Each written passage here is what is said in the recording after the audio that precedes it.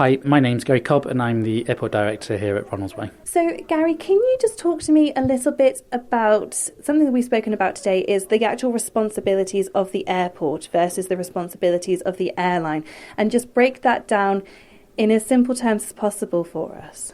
I think airports are typically misunderstood, and probably an easier example to use might even be harbours. So if there's an issue with a boat going out, most people will ring the steam packet and say, what's the problem, what am I going to do?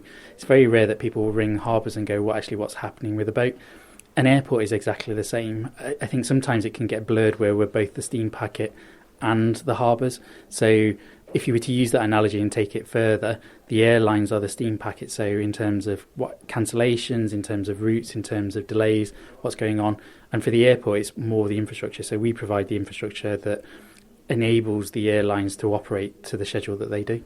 And the airport does have quite a lot of contracts it uses as well for things like the de-icing, for security that's not run by the airport itself. Does that tend to complicate things a bit when you've got lots of hands getting involved? Yeah, I think a lot of people will have a look at the airport and go, well, it's happened at the airport, therefore it's the airport.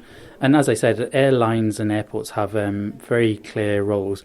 We typically provide the infrastructure, the airlines operate it. So baggage, most of what goes on the apron are airline activities.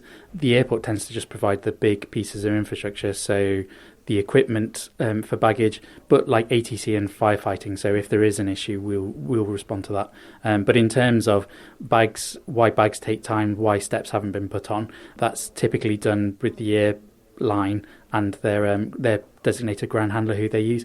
And to be fair, this summer we're in a better place. I think Menzies have recruited 17 additional staff, so hopefully we'll see less of these issues than we saw last year. And speaking of recruitment, coming to air traffic control, it's something that comes up a lot with the airport, and we have notoriously had issues in the past. Where do we stand at the moment? How many air traffic controllers do we have that we're able to use? So last year when we started to introduce the brakes, we were at 14 ATCOs. In fact, I think we'd gone down to 13 because one had retired.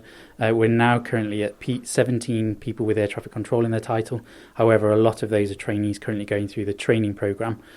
We're at the point now where we're actually going out and recruiting an 18th ATCO. Whilst we've got the budget and we can go and do, the training pipeline would be that they would be sitting around not doing very much because our training pipeline is full. So we'll probably hold off on recruiting the 18th.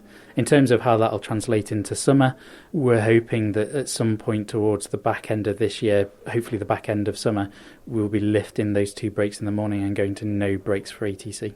Because that seems to be the sticking points. And when passengers hear it from their airline, when they're sitting on the airplane saying, oh, it's air traffic control, they're on a brake, that does seem to feed into the public then, this idea that it's air traffic control that are the problem. Yeah, and don't get me wrong, I can't sit there and say that our air traffic control brakes do not have an impact, and it is something that we are working quite hard to resolve. But aviation is safe for the rules that we have to follow, and even down to pilots. So pilots have mandatory breaks that they need to take. You typically don't see them, although you'll sometimes hear that a flight's been cancelled because of crew hours.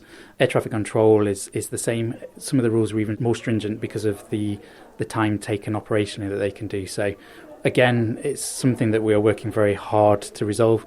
And again, I'm hopeful towards the end of this year, hopefully still the back end of summer, that we will see those brakes being lifted as we get the number of air traffic controllers up. Now, the caveat to that is holding a medical for an ATCO is hard. So should an air traffic controller get ill, that might be a point where we would need to put in more brakes again. Or should somebody resign and take another job in the UK, again, that would have an impact. And just how difficult is it to maintain the relationships with the airlines? Because I mean, it's things like the air traffic control, and we hear repeatedly as well things like the lighting on the runway not being good enough for in foggy conditions, all of those kind of things. Just how difficult is it trying to negotiate those relationships? So it's actually quite easy. So the majority of our conversations with EasyJet are very good. They see the Isle of Man as an important but small node in their network. They have no intentions of taking themselves away from the island.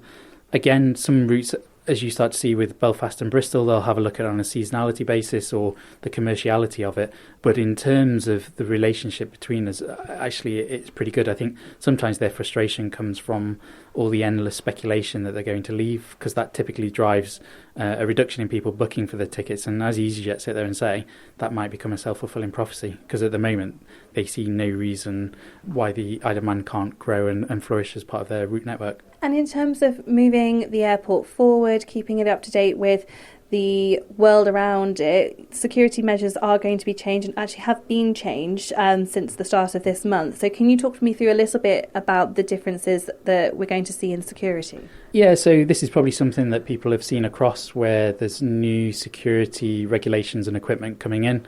Heathrow, Gatwick, Manchester are all moving to C3, which is like the CT scanners where you can keep your electrics and your liquids in.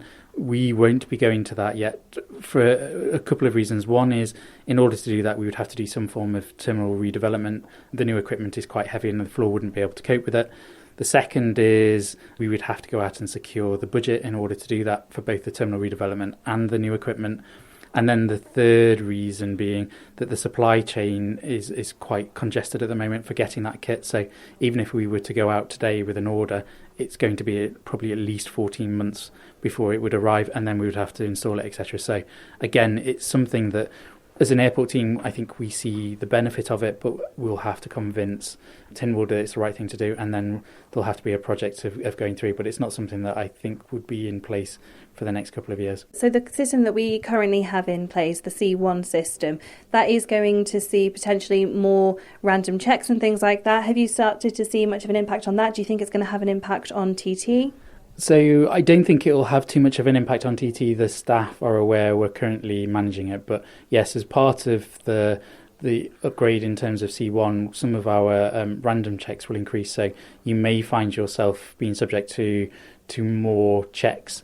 And again, all I can sit there and say is, and we'll put some comms out about this, of making sure that you remove your electrics, making sure you remove your liquids, and then complying to whatever security asks to make it go as quick and painlessly as possible.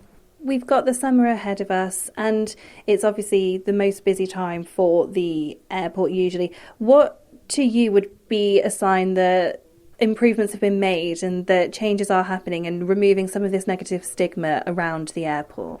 So I think some of it is just letting the schedule happen. Now, there's still some issues on the horizon, so in terms of resilience within some of the airlines and their ability to cope, but I think there's quite a lot of work being done on that. We're seeing more recruitment in the ground handler, so again, that should make it so that hopefully people aren't waiting for steps to be put on.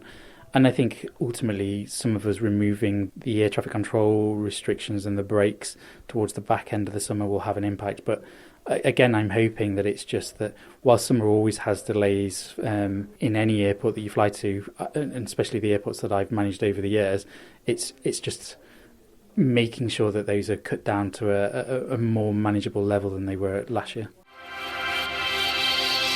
Thank you for making it to the end of the Little Manx Radio newscast. You are obviously someone with exquisite taste. May I politely suggest you might want to subscribe to this and a wide range of Manx Radio podcasts at your favourite podcast provider, so our best bits will magically appear on your smartphone.